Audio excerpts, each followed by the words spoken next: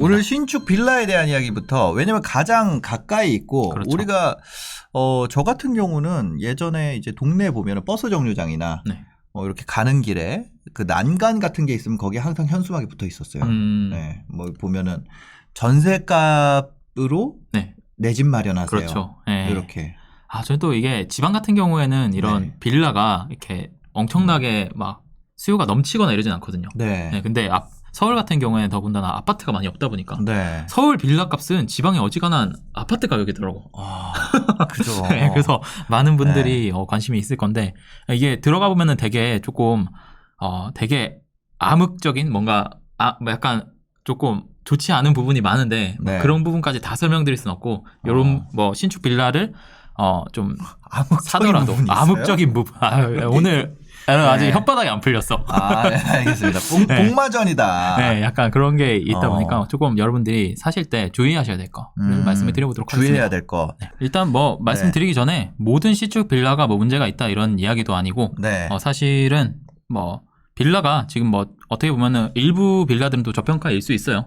네, 근데 여러분들이 사실도 좀 조심을 하셔야 된다라는 네. 입장에서 조금 준비를 했으니까 이해를 부탁드립니다. 요즘에 관심도가 굉장히 올라가고 있는 분야고 네. 또 사실 뭐 대출 규제나 이렇게 나오면서 네. 접근할 수 있는 가격 범위대가 조금 더 타이트해진 거는 사실이잖아요. 네, 그렇죠. 그러다 보니까 상대적으로 낮은 가격대에 있는 빌라에 대한 관심도가 더 높아지고 있는 상황이라서 네, 맞습니다. 한번 다뤄봤습니다. 네. 준비해봤습니다. 네. 화면 보여주시죠. 보여주시죠. 요건가요? 요거. 네. 네. 신축 빌라 매수에 대한 건데 4억에 산 빌라를 알고 봤더니 3억 원이더라. 네. 라고 해서 이제 11월 3일에 이데일리에서 기사가 나왔어요. 그게 무슨 얘기예요? 4억에 사면 4억인데 그게 3억이라는 거는 무슨 얘기인가요? 내가 이제 4억에 사고 보니까 네. 이게 실제 가격이 네. 3억이라는 거죠. 네. 아니 그게 네. 근데 보통 우리가 아파트나 이런 거 네. 보면은 그렇죠. 사면은 그게 신고가가 되고 그 네. 가격이 되잖아요. 네. 그러니까 이런 거죠. 네. 기존에 이제 3억에 거래가 되고 뭐 네. 이런 아파트들 같은 경우는 우리가 시세를 확인을 할 수가 있고 나와 있는 매물 수라든지 이런 게 어떻게 보면 되게 파악도 쉽고 네. 이렇기 때문에 이게 가격 파악이 용이한데 네. 빌라 같은 경우에 가격이 이렇게 딱 나와 있는 게 많이 없거든요. KB 가격이 있는 것도 아니고 네. 그래서 기준이 되는 가격이 없다 보니까 사실 이 빌라의 가격의 가치가 어떻게 되는지를 판단하기가 좀 어렵고 네. 여기 또 거기 이런 데다가 뭐 여러 가지 수법을 끼워 넣으면 이게 네. 4억처럼 보이게 만들 수가 있거든요. 빌라가 마치 4억처럼 3억짜리 빌라를 네. 마치 4억처럼 만들 수가 있거든요. 그래서 그런 부분을 한번 설명을 드려보겠습니다. 알겠습니다. 그리고 사실 제가 그냥 생각을 해도 아파트만 해도 네. 같은 단지라도 예를 들어서 103동까지는 어디 초등학교 배정되고 네. 104동부터는 어디 초등학교 배정되면 네. 그 동마다 가격이 좀 다르거든요. 차이가 날 수밖에 없죠. 그리고 같은 단지라도 층이 다르면 가격이 또 다르거든요. 층이 다르면 또 가격이 다르고 네. 타입이 다르면 또 가격이 다르고 네, 향이 달라도 다르고. 가격이 다르고 뷰가 달라도 그렇죠. 가격이 다르거든요. 같은 단지더라도. 한강뷰나 해운대뷰 가면 네. 한강이 보인다. 그러면 몇 억 올라가고 고개를 그러니까요. 빼서 한강이 보인다. 이러면 네. 또 얼마 올라가고 이런 게 있어요. 그래서 고개 뷰까지 고개 뷰까지. 가격이 붙어 있어요. 일로 와봐 여기 빼봐 뷰 나와 이러면 5천만 원. 그러니까 이제 그런 것들이 있으니까 네, 그렇죠. 이제 문제가 뭐라고 해야 될까요? 이게 빌라 같은 경우는 네. 한 단지도 아니잖아요. 심지어 그렇죠. 한 단지도 아니죠. 다르고 향도 다르고 주차 그렇죠. 여건도 다르고 네. 공유하는 인프라도 바로 옆 빌라랑 우리 빌라랑 또 다를 수 다르죠. 있는 네. 그러니까 이게 가격대가 천차만별일 수밖에 없을 것 그렇죠. 같아요. 그래서 네. 가격을 파악하는 게 어렵다 보니까 이런 문제가 생기는 거죠. 네. 그럼 이거 같은 경우는 가격을 잘 파악하면 이런 피해를 좀 벗어날 수 있나요? 그렇죠. 그래서 제가 준비를 해왔습니다. 어떻게 하면 빌라 가격을 네. 제값을 주고 살 수 있는지. 그렇죠. 네. 네. 그거에 대해서 준비를 해왔습니다. 그런 방법이 있어요? 네. 일단 한번 보시죠. 네. 네. 일단 신축 빌라 매수할 때 주의해야 될 사항에 대해서 좀 말씀을 드려볼게요. 네. 주로 발생할 수 있는 상황들이 이런 거예요. 네. 케이스 1번이 3억짜리 빌라에 3억 5천의 전세로 들어가는 경우. 원래 가격보다 비싸게. 네, 비싸게. 이거는 등기를 보면 알 수 있잖아요, 근데. 등기를 봐도 등기에 있는 가격이 거래된 게 언젠지 모르고 등기에 본다고 해서 가격이 다 표시가 돼 있는 게 아니거든요. 네. 그렇다 보니까는 주변 가격을 제대로 파악하지 못하면 네. 신축 빌라 같은 경우에 들어가면 그냥 무조건 좋은 거예요.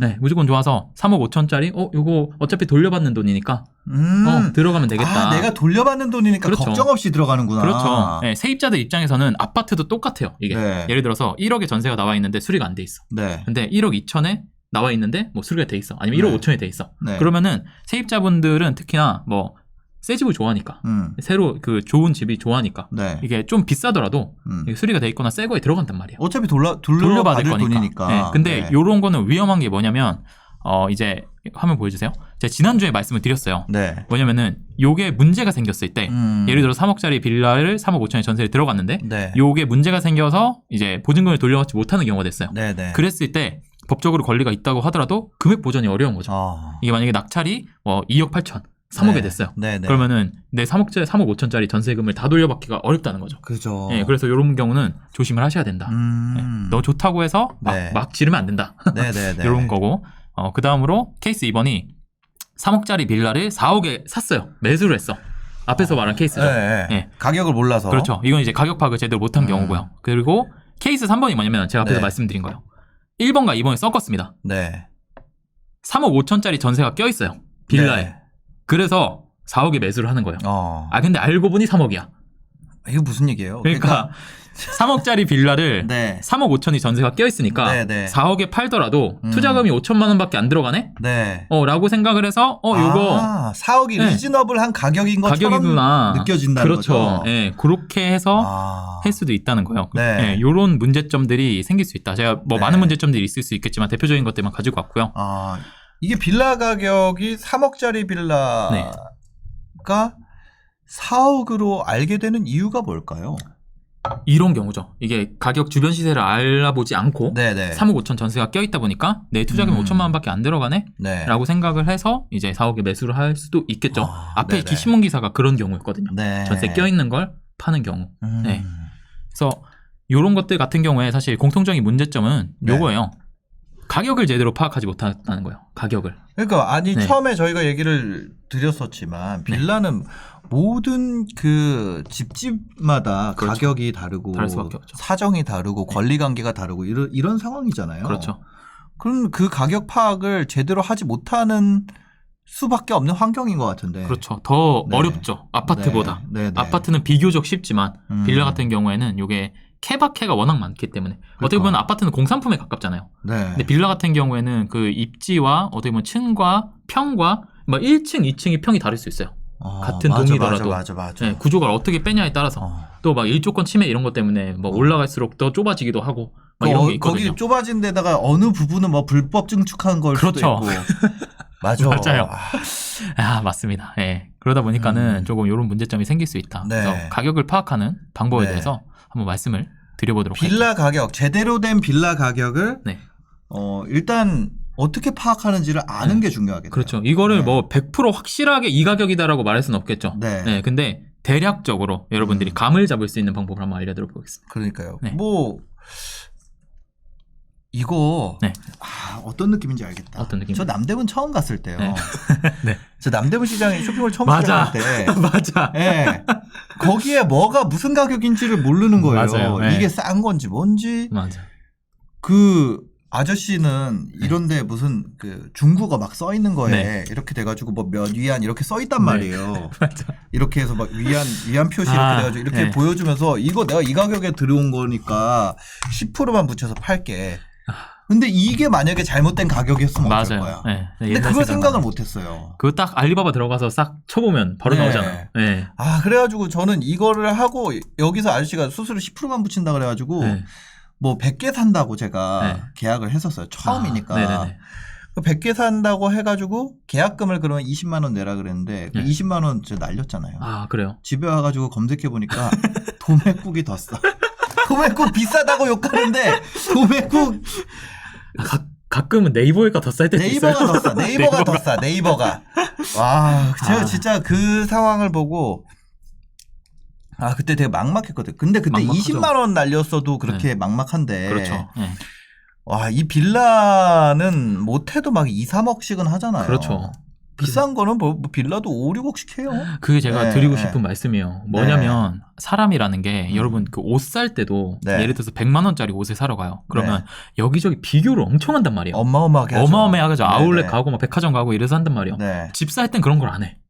아, 이거 얼마 이거 맞아. 얼마 그냥 하루 이틀 중개사 손잡고 따라다니면서 집 몇 개 보고 네. 여기 싸네 이렇게 해서 계약을 하는 경우가 많단 말이에요. 아니 네. 왜냐면은 그걸 안 되는 이유를 계속 꼬치꼬치 캐물으니까. 네. 왜요? 돈이 부족해서 그래요? 아니요, 저 돈은 있는데. 근데 왜 안 해요? 아니, 그거. 솔직하게 말해야 돼. 네, 저 오늘 계약할 생각이 없습니다. 이렇게 네. 얘기를 해야 되는데. 또 그럼 안 보여줘. 그게 안 되니까. 이게 참 어려워지는 것 같아요. 네, 그런 것 같아요. 네. 하여튼 그래서 뭐 이런저런 이유로 가격 파악을 네. 제대로 하지 못한다. 빌라 같은 경우는. 네. 그거 어떻게 해야 되는지 지금부터 해결책을 좀 들어보도록 하겠습니다. 네. 일단 3가지 정도로 준비했는데 네. 앞에 2가지는 여러분들이 좀 쉽게 할 수 있고 네. 나머지 마지막 거는 여러분들 하실 수 있는 부분만 하셔도 좋습니다. 네. 일단 첫 번째부터 볼게요. 일단 나와 있는 매물들을 통해서 파악을 할 수가 있어요. 네. 이게 뭐냐면 네이버 부동산이라는 게 있죠. 그죠? 네. 아주 앉아서도 파악을 네. 할 수가 있습니다. 네이버 보시면 부동산. 네이버 부동산 한번 들어가 볼게요. 네.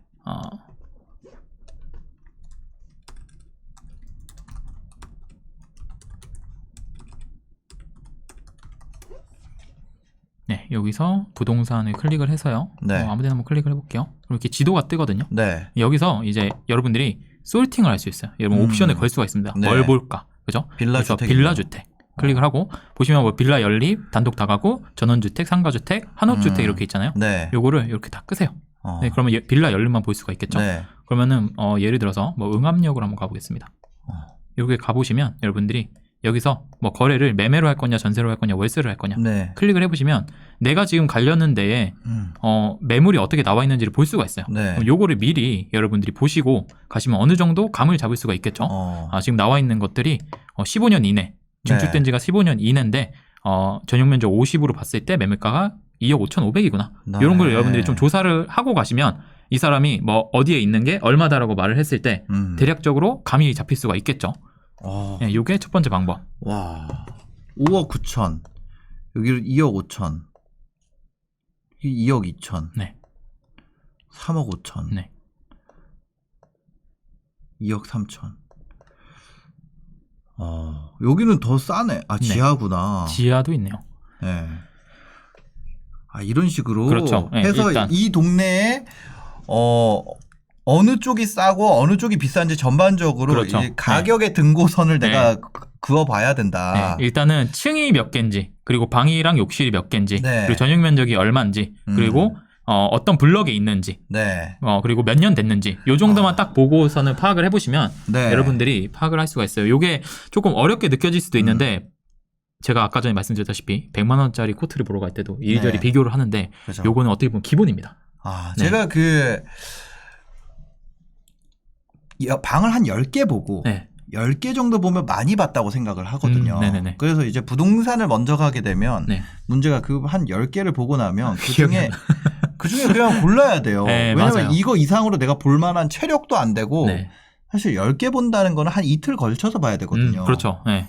그 내가 이틀에 10개인데 100개를 볼 수 있을까? 100개 보려면 1년 내내 봐야 되는데 그렇죠. 그 불가능하잖아요. 네. 그러다 보니까 이제 가격을 안 알아보고 사게 되는 경우가 많은데 이렇게라도 일단 그렇죠. 보게 되면 확실히 눈높이를 만들어 놓고 갈 수 있겠네요. 만들어낼 수가 있죠. 보면 볼수록. 그리고 이렇게 찍어보면 네. 뭐 예를 들어서 중층이라고 돼 있으면 여기 이제 전화를 해보고 네. 가면은 가장 정확하고 가기 전에 그냥 나가기 요즘 좀 추우니까 네. 거리뷰로 한번 싹 찍어주면 네. 어디지? 이런 데구나 라는 느낌을 잡을 수가 있는 거죠. 네네. 그러면 요걸 보고 네. 여러분들이 뭐 조사를 해서 여기다 전화하는 게 어떻게 보면 또 국룰이기도 하죠. 네. 그래서 이렇게 볼 수가 있고 이렇게 보고 여러분들이 나와 있는 매물을 파악을 하고 나서 네. 돌아다니면 아무래도 조금은 더 파악하기가 쉽다라는 거고요. 네. 근데 내가 전세 산다고 해도 네. 그렇죠. 전세로 돌려받을 돈이라고 하더라도 네.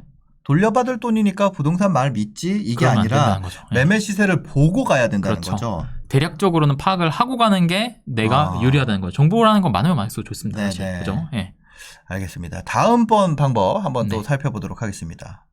다음번으로는 이제 지금 네이버 매물에 올라와 있는 거는 일단 호가라고 볼 수 있죠. 네. 일단 거래가 안 된 거니까. 네. 근데 실거래가를 볼 수 있는 방법이 있어요. 아, 부동산 실거래가가 이것도 나온다는 거예요? 그렇죠. 네. 아. 국토부 실거래가 사이트를 볼 수가 있고 네네. 이걸 조금 편하게 볼 수 있는 데가 디스코라는 사이트예요. 디스코? 네, 디스코라는 사이트인데 네. 한번 볼게요. 네이버에서 이렇게 디스코라고 검색을 해주세요. 네. 그러면은 이렇게 사이트가 있습니다. 우리 동네 부동산 디스코. 그렇죠. 네, 여기서 이거는 다양한 뭐 어디서 운영하는 거예요? 정확하게 모르겠네요. 저도 쓰기만 하다 보니까. 아, 이건 뭐 거기 나라에서 하는 건 아니에요? 나라에서 하는 거 아니에요. 네, 네. 사적인 걸로 알고 있어요. 네, 그리고 이렇게 알겠습니다. 보시고 사기업입니다. 네, 사기업입니다. 네. 여기서 필터를 클릭하시면 또 여기서 네. 부동산 유형을 선택할 수가 있어요. 네, 그러면은 이렇게 연립 다세대만 놓고 보시면 네. 여러분들이 딱 거래되는 걸 다 확인을 할 수가 있습니다.